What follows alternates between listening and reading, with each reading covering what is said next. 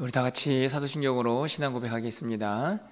전능하사 천지를 만드신 하나님 아버지를 내가 믿사오며 그 외아들 우리 주 예수 그리스도를 믿사오니 이는 성령으로 잉태하사 동정녀 마리아에게 나시고 본디오 빌라도에게 고난을 받으사 십자가에 못 박혀 죽으시고 장사한 지 사흘 만에 죽은 자 가운데서 다시 살아나시며 하늘에 오르사 전능하신 하나님 우편에 앉아 계시다가 저리로서 산 자와 죽은 자를 심판하러 오시리라. 성령을 믿사오며 거룩한 공회와 성도가 서로 교통하는 것과 죄를 사하여 주시는 것과 몸이 다시 사는 것과 영원히 사는 것을 믿사옵나이다. 아멘. 우리 찬송가 254장 찬양드리겠습니다. 254장입니다. 내 주의 보혈은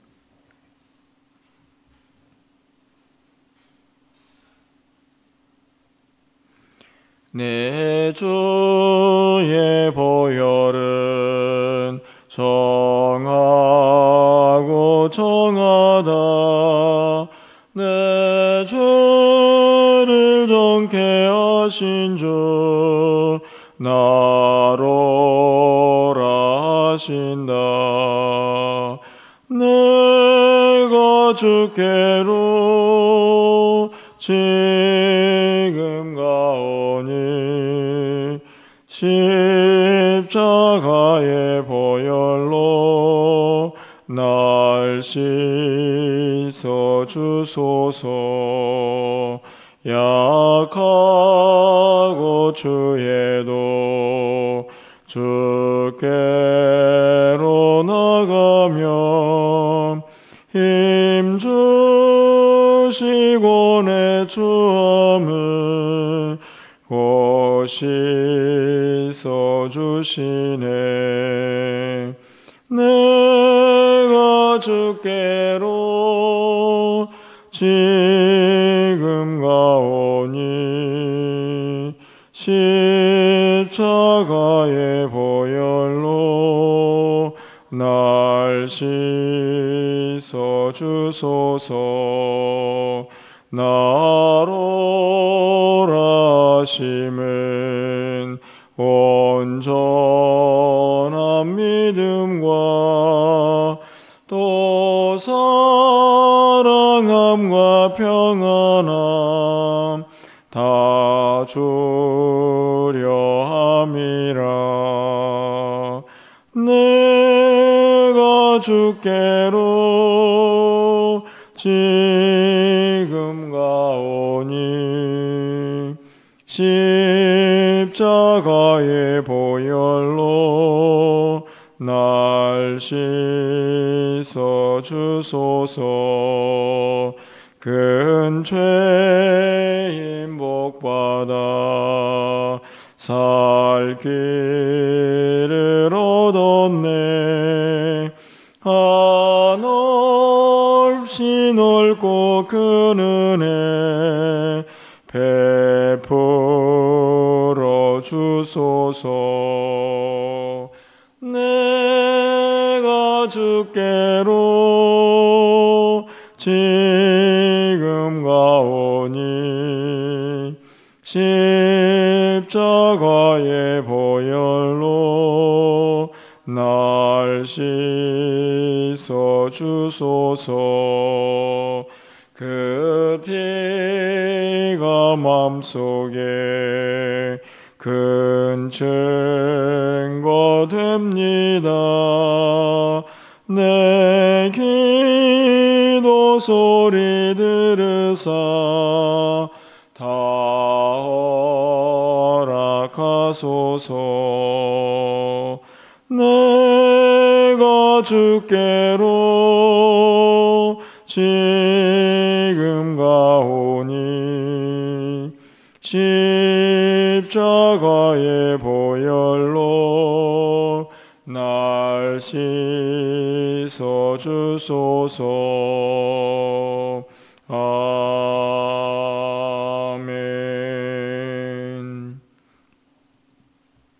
하나님 말씀 보겠습니다. 히브리서 9장 22절에서 28절까지 말씀입니다. 신약성경 362쪽에 있습니다. 히브리서 9장 22절에서 28절까지의 말씀을 한 절씩 교독하고 28절은 함께 읽겠습니다.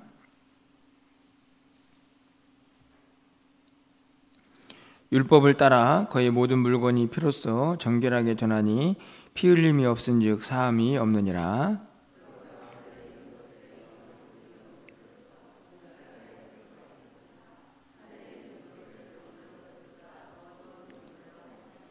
그리스도께서는 참것의 그림자인 손으로 만든 성소에 들어가지 아니하시고 바로 그 하늘에 들어가사 이제 우리를 위하여 하나님 앞에 나타나시고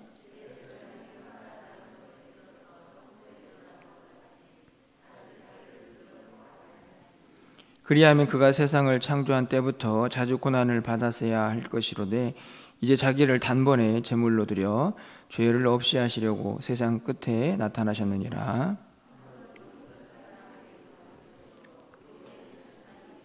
28절입니다. 이와 같이 그리스도도 많은 사람의 죄를 담당하시려고 단번에 들이신 바 되셨고 구원에 이르게 하기 위하여 죄와 상관없이 자기를 바라는 자들에게 두 번째 나타나시리라. 아멘. 히브리서 9장 전체의 가장 핵심적인 내용은 아마도 예수 그리스도의 피에 대한 이야기가 아닌가 생각이 듭니다. 구약의 제사를 떠올릴 때마다 우리가 이 피를 연상하지 않을 수 없는데요. 오늘 우리가 읽은 22절 말씀에 보면 율법을 따라 거의 모든 물건이 피로써 정결하게 되나니 피 흘림이 없은즉 사함이 없느니라 이렇게 기록이 되어 있습니다. 사실 어제 본문인데 제가 오늘 본문의 마지막을 함께 읽은 이유는 오늘 본문도 역시나 피에 대한 이야기를 계속하고 있기 때문이죠. 피 흘림이 없은즉 죄사함이 없다. 아주 강력하게 메시지를 전하고 있습니다. 왜 피 흘림이 없으면 죄사함이 없습니까? 피가 생명이기 때문이죠. 우리가 잘 알고 있는 것처럼 죄의 싹은 사망입니다. 죄는 그것을 사하기 위해서 그 대가는 생명으로만 사망이기 때문에 대신할 수가 있는데 그 생명을 대표하는 것이 피죠. 그래서 피 흘림이 없이는 죄사함이 없다라고 말씀을 하고 있습니다. 예수님께서 왜 피를 흘리셨는가 이렇게 질문할 수 있지만 결국 오늘 본문에 있는 말씀을 통해서 살펴보면 그 피가 생명이기 때문에 그렇습니다. 죄사함을 우리에게 주시기 위해서 그분의 피, 그분의 생명을 우리에게 허락하신 것이죠. 오늘 우리가 부른 찬송가 254장 끝부분에 그 피가 마음속에 큰 증거됩니다. 이렇게 기록을 노래를 하고 있습니다. 오늘 이 아침에 무엇보다도 우리가 말씀을 통해서 다시 한번 그 보혈의 은혜, 그분이 우리를 위해서 행하신 그 죄사함의 은혜를 다시 한번 우리의 마음속에 새기고 우리가 찬양만 부를 것이 아니라 그 피가 우리의 마음속에서 큰 증거가 되어서 다시 한번 그 은혜를 붙잡을 수 있는 이 아침이 되기를 간절히 소망해 봅니다. 아울러서 계속 이제 그 피가 구약의 대제사장들이 함께했던 그 피와 어떤 차이가 있는가를 이제 분명히 드러내게 되죠. 가장 먼저는 24절에 있는 말씀입니다. 그리스도께서는 참것의 그림자인 손으로 만든 성소에 들어가지 아니하시고 바로 그 하늘에 들어가사 이제 우리를 위하여 하나님 앞에 나타나시고. 여러분 구약에 있는 대제사장들을 좀 생각해 보면 대제사장들이 피를 가지고 어디에 들어갑니까? 지성소에 들어가죠. 그런데 예수님께서는 이 땅에 있는 지성소에 들어가지는 않으셨습니다. 그렇죠. 예수님도 대제사장이다 이렇게 말씀을 하고 있는데 그 예수님께서는 어디를 가셨느냐? 이 땅에 있는 그림자 성막이 아니라 참 성막인 하늘에 있는 그 성소에, 그 지성소에 바로 들어가셨죠. 오늘 성경은 그것이 바로 우리를 위한 것이다 라고 말씀을 하고 있습니다. 그곳에서 우리를 위하여 여전히 중보하고 계시고 뿐만 아니라 성경에 보면 우리를 위하여 우리를 위한 처소를 예비하기 위해서 그 하나님 나라에 가셨다라는 사실을 우리에게 분명히 가르쳐 줍니다. 이 땅에 있는 대제사장들은 그림자 성막을 향해서 들어갔지만 오늘 예수님께서는 하늘에 있는 참 성막에 우리를 위하여 들어가셨다라고 성경이 분명히 기록을 하고 있는 것이죠. 우리가 장차 가야 할 그곳에 예수님께서 먼저 가 계셔서 우리를 위하여 중보하고 계심을 분명히 말씀을 하고 있습니다. 두 번째 예수님의 이 피의 특징은요, 단번에 그리고 자기 피라고 하는 특징을 가지고 있습니다. 여러분 25절 말씀을 좀 가서 보시면 대제사장이 해마다 다른 것의 피로써 성소에 들어가는 것이 자주 자기를 드리려고 아니하실지니 이렇게 기록이 되어 있습니다.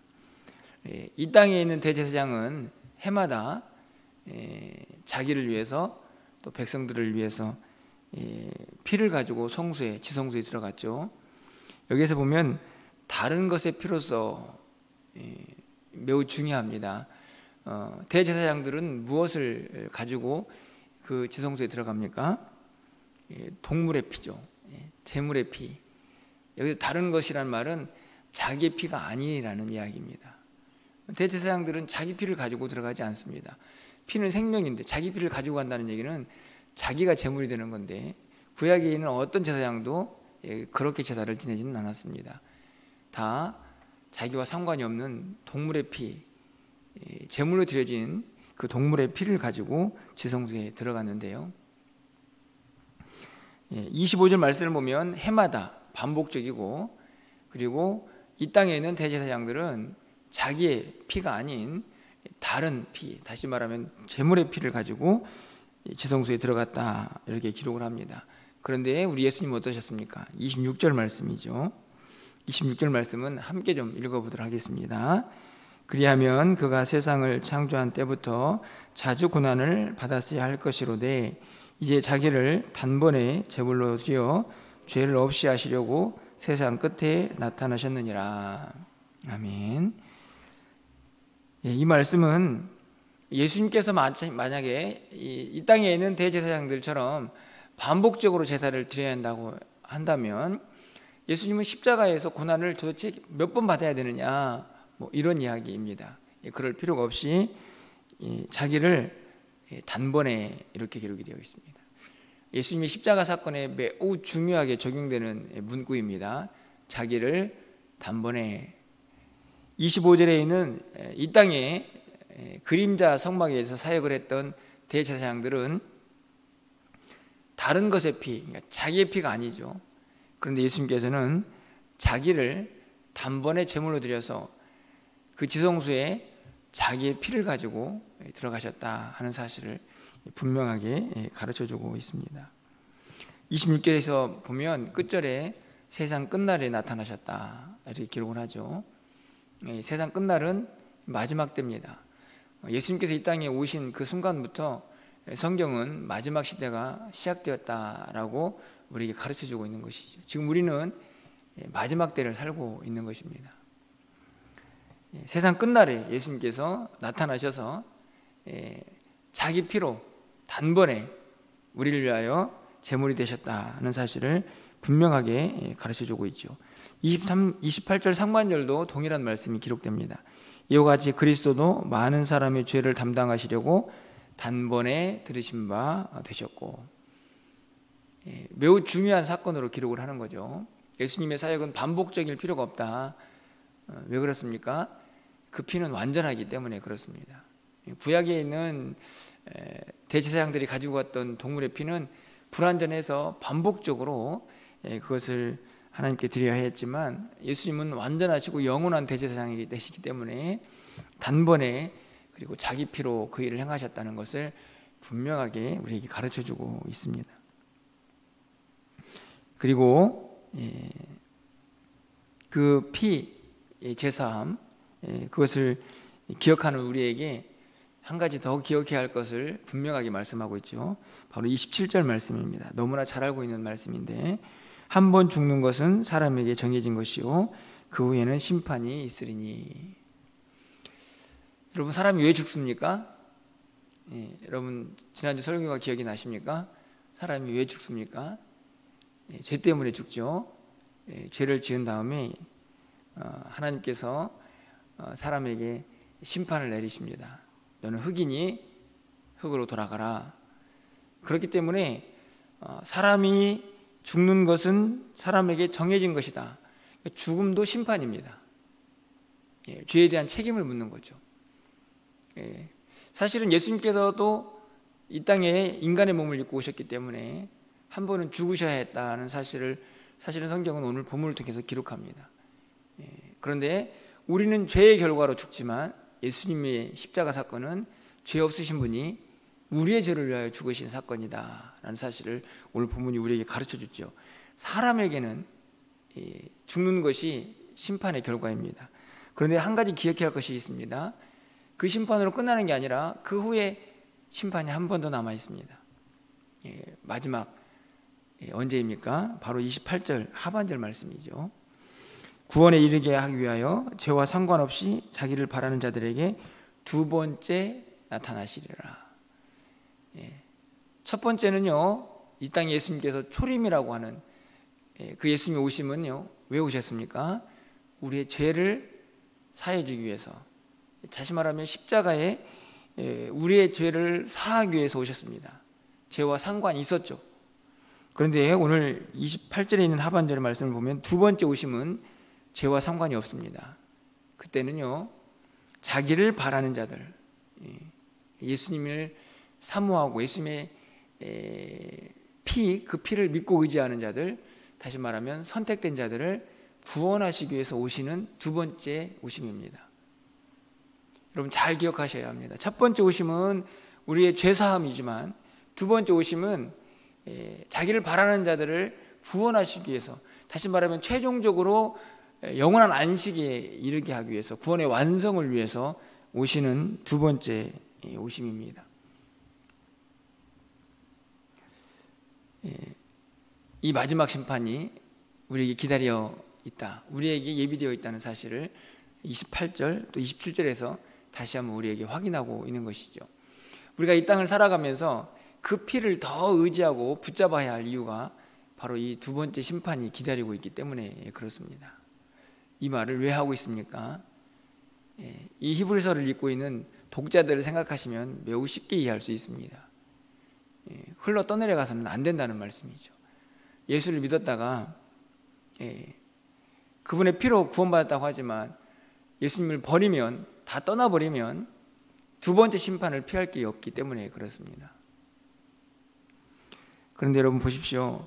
자기를 바라는 자들, 저는 이 말씀을 통해서 참 이 구절이 은혜다라는 생각이 듭니다.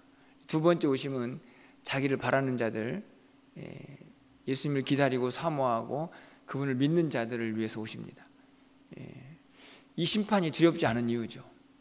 예수를 믿고 그분을 붙잡고 있는 자들은 이 심판이 두렵지 않습니다. 왜냐하면 영원한 안식으로 들어가는 예수님의 오심이기 때문이죠.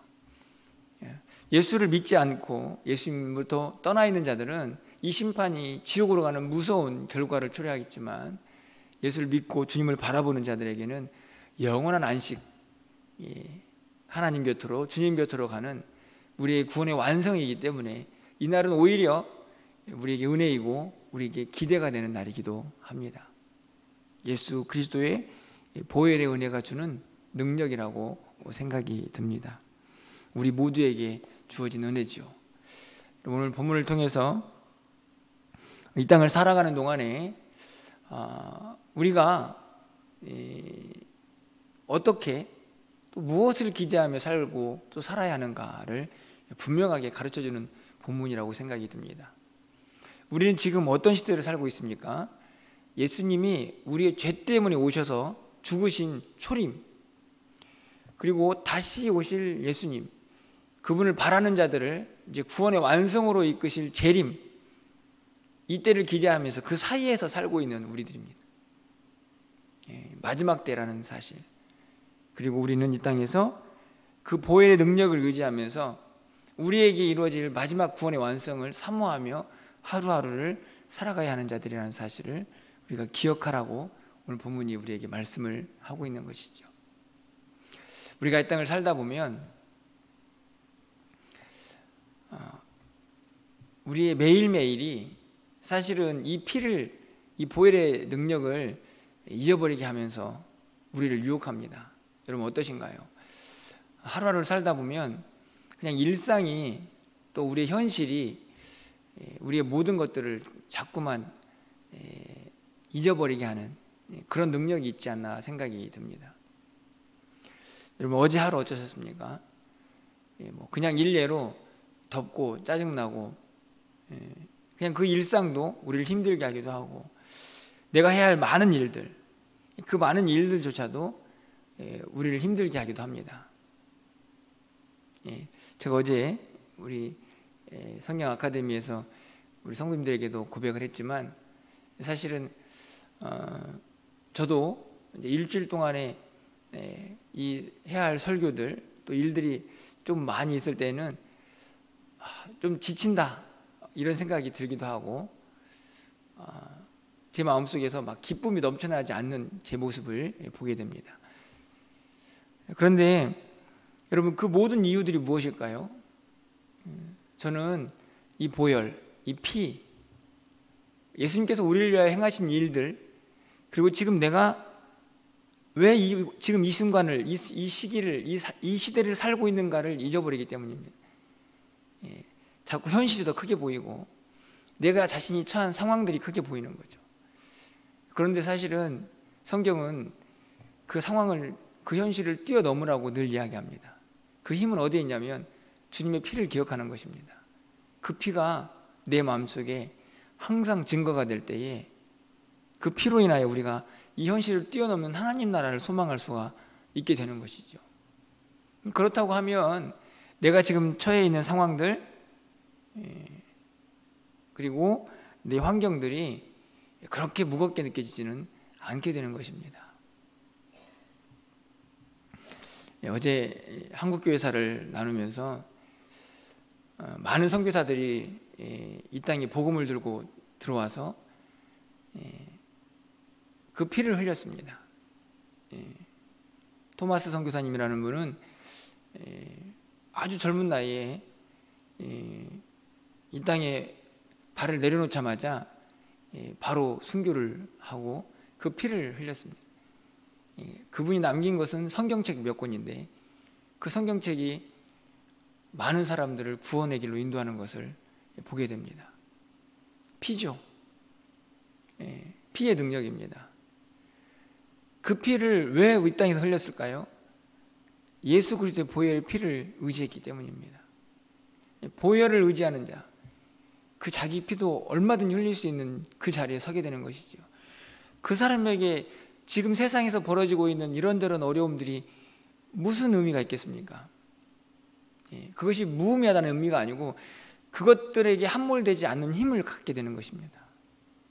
여러분 모두에게 그 은혜가 임하는 하루가 되기를 간절히 소망합니다.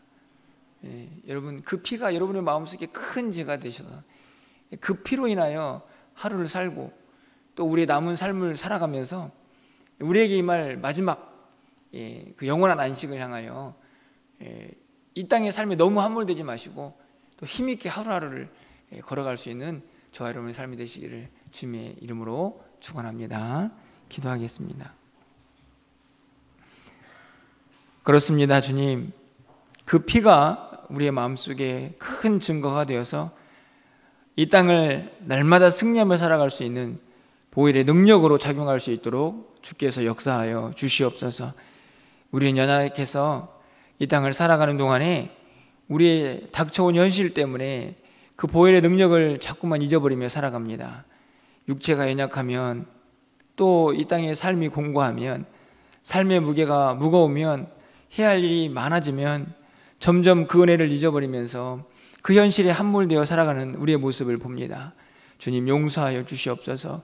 날마다 그 피를 우리의 마음속에 큰 증거 삼아서 날마다 이 땅의 삶을 승리하며 살아갈 수 있는 우리 모두가 되게 하여 주시옵소서.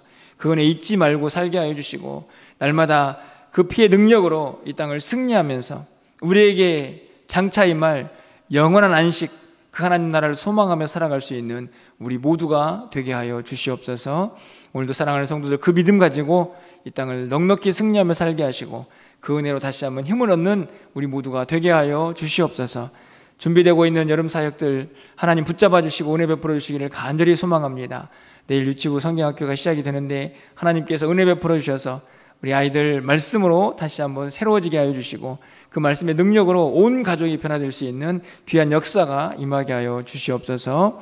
오늘 저녁에 있을 금요 기도회 가운데에도 하나님께서 은혜 베풀어 주셔서 기도할 자들이 부르짖게 하여 주시고 그 부르짖음에 하나님의 응답이 있는 귀한 시간 되게 하여 주시옵소서. 오늘 한 날 우리의 모든 출입을 지켜주시고 하나님과 동행하는 복된 한 날 되기를 간절히 소망하옵고 예수 그리스도의 이름으로 기도합나이다. 아멘.